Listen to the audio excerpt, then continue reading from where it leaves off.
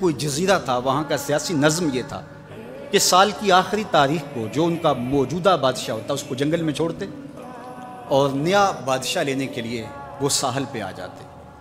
جو پہلا شخص ساحل پہ اترتا اس کو اپنا حکمران مان لیتے، جو بھی حکمران بن جاتا وہ خوش ہو جاتا، حالانکہ اس کو بتا دیتے کہ ایک سال کے لیے تجھے منتخب کیا ہے، سال کی آخری تاریخ کو تخت سے اٹھائیں گے، باندھیں گے، جکڑیں گے، اور اسی جزیرے کے دوسرے کنارے ایک جنگل ہے جہاں خاردار جھاڑیاں اور موذی جانور ہیں، وہاں تجھے پھینک دیں۔ وہ بھول جاتا، کہتا ہے دیکھی جائے گی۔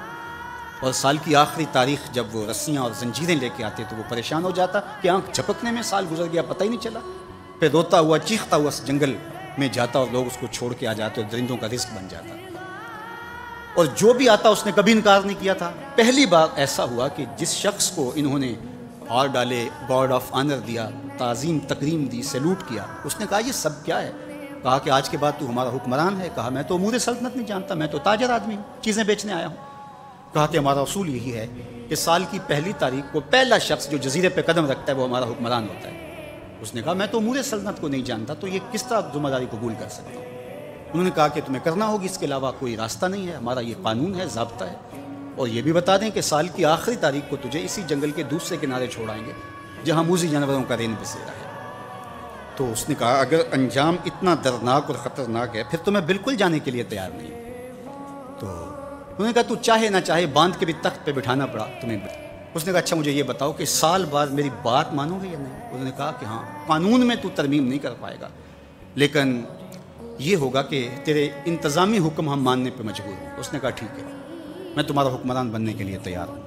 رومی بولتے ہیں کہ جب بھی کوئی شخص تخت نشین ہوتا تو وہ بھول جاتا کہ میرے 7 سال کی آخری تاریخ میں کیا ہونے والا ہے۔ وہ عیش و عشرت کرتا اور یوں وقت گزارتا، سال کی آخری تاریخ آنکھ جھپکنے میں آ جاتی۔ لیکن یہ پہلا شخص تھا، تخت نشین ہوتے اس نے پہلا حکم نامہ جاری یہ کیا کہ کمانڈوز بلائے جائیں۔ بلائے گئے، کہا اس جنگل میں چلے جاؤ جہاں تم بادشاہوں کو پھینک کے آتے ہو، اور وہاں کے موذی جانور کاٹ ڈالو۔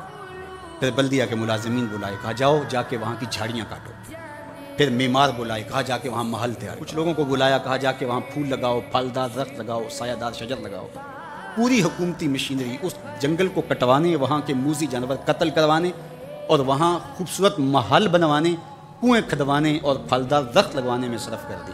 اب سال کی آخری تاریخ کو جب وہ زنجیریں لے کر آئے تو اس نے کہا کہ مجھے کیوں جکڑتے ہو، میں خود جانے کے لیے تیار، اس لیے کہ یہ اس تخت پہ آرام سے نہ بیٹھا، یہاں بیٹھ کے تیاری وہاں کی کرتا رہا جہاں اس نے جانا تھا۔ کافر اور فاسق دنیا کے تخت پہ عیش کرتا ہے، بھول جاتا ہے کہ میں نے کہاں جانا ہے، اور صالح مومن اس تخت پہ آرام